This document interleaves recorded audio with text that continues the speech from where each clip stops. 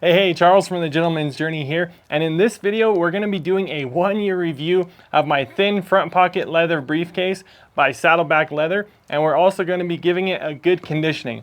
Let's get right into it. There's so much to love about Saddleback Leather. You know, all their different products, their briefcases, their bags, all kinds of luggage components, but be sure to check out the Love 41 as well. Now, just a couple quick reminders on this bag here. It fits up to a 16-inch laptop, and it actually converts to a backpack. So you have this long strap here. It actually has 2 of these shoulder straps and lots of different D-rings or loops, and you can configure it into a backpack.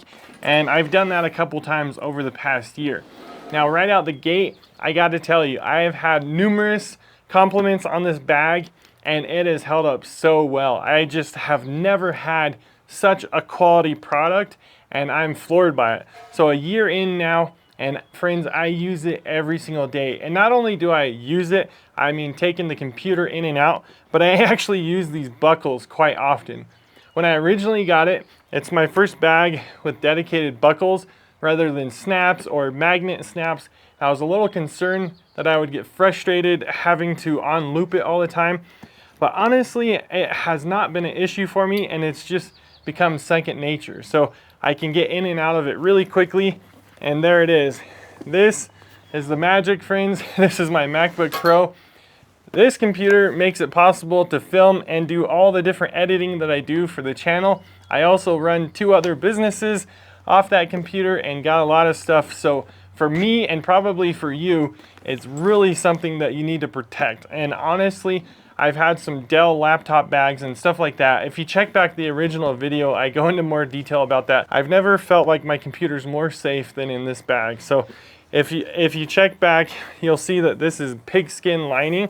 Just an incredible tough leather, and nothing, I don't have a single stitch that I can find.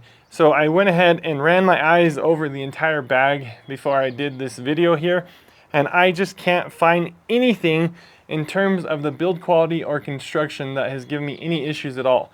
So you'll see that I typically have the main pocket here that I put my laptop in, and then the second component here, there's a little inner. I have my charging cord and the block of a little plug-in, wall plug-in situation there. So that's about all I put in the bottom. I think a gentleman ought to have a bandana nearby, so I always have a spare bandana. I put that in the bottom of mine just as a little extra padding. And if you'll recall, there's a little hidden pocket in there as well. So a flap of leather that comes up, and you can hide some cash or something like that in there. Now this here, they say you can put a cigar in that little pocket. I usually have a couple pins. I don't have anything in there today. And then on this front pocket here, I will always run, let's see, I got some headphones in there. And then on this side here, I'm gonna have my little storage guy. So that's a 5 terabyte. I'm constantly backing up footage, so I'll film, and then I have to back it up immediately. So I have my 5 terabyte hard drive there, and it's always ready. I have another one somewhere else for double backup, but as you can see across here, this is a reinforcement for the handle.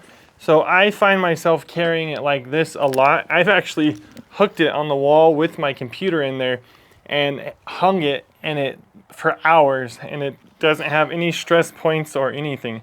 So that's been amazing. Something that I just noticed recently on a trip to Alaska. So if you check back the channel, I went to Alaska, and I took this as my personal item on the plane.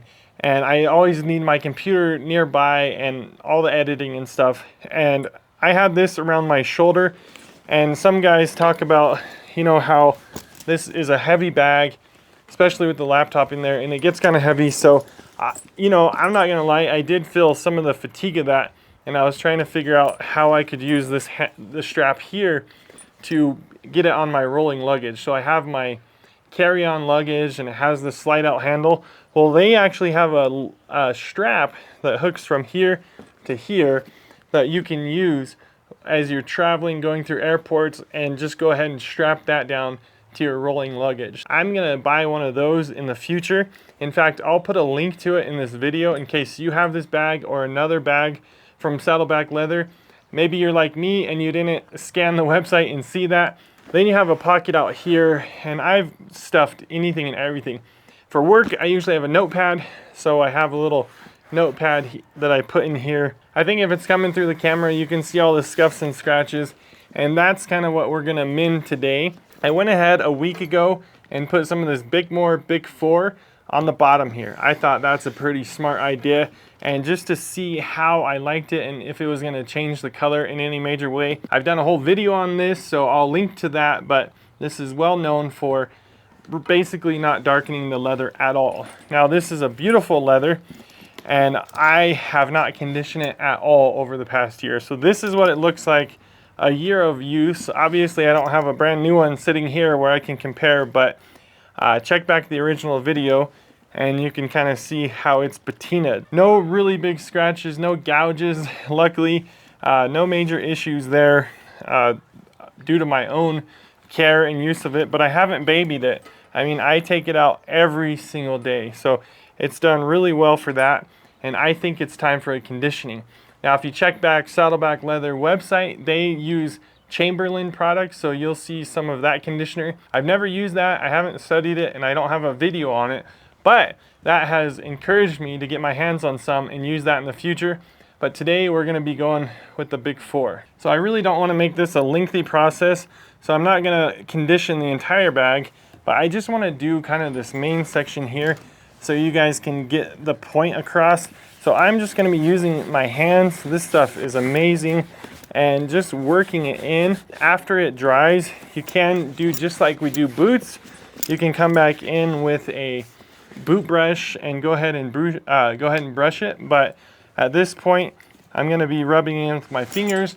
As you do, your hands are warm, and just the friction is going to be heating it up. This is already a liquid, so it's not a really heavy waxy stuff like some of the stuff you'll see me use on the channel. It's helping right now by kind of pushing it in there. I think around this edge, around the cracks here, the transitions, would be a nice time to have a horsehair brush.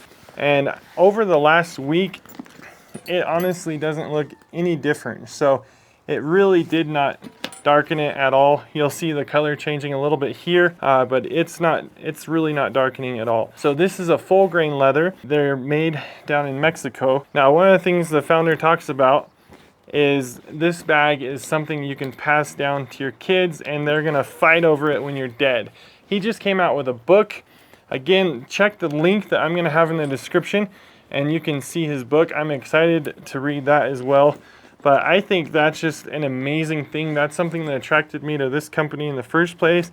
It's like you don't hear people making those claims these days. They have a great guarantee, warranty, and they'll fix stuff. Here it is a year later. Nothing is looking like it's needing any kind of attention anytime soon. But I have actually worked with Saddleback on the back end, you know, and they're a great company to work with.